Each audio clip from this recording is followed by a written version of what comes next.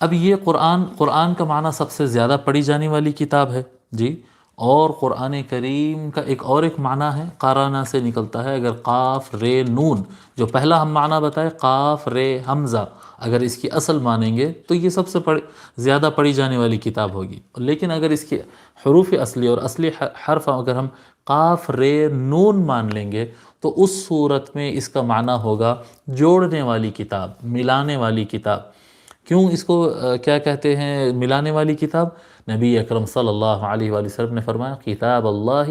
حبل ممدود ما بین السماء والارض جی، او کما قال علیہ الصلاۃ والسلام، یہ زمین و آسمان کے درمیان یہ رسی ہے جی، یہ رسی ہے کتاب اللہ۔ زمین و آسمان سے مراد کیا ہے؟ یعنی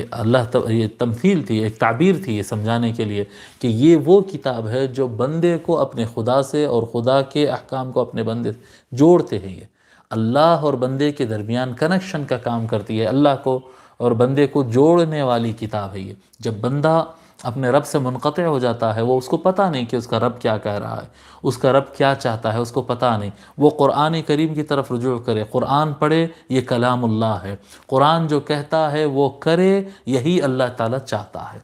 تو یہ قرآن کریم جو ہے جوڑنے والی کتاب ہے، اس طرح سے معنی ہوگا۔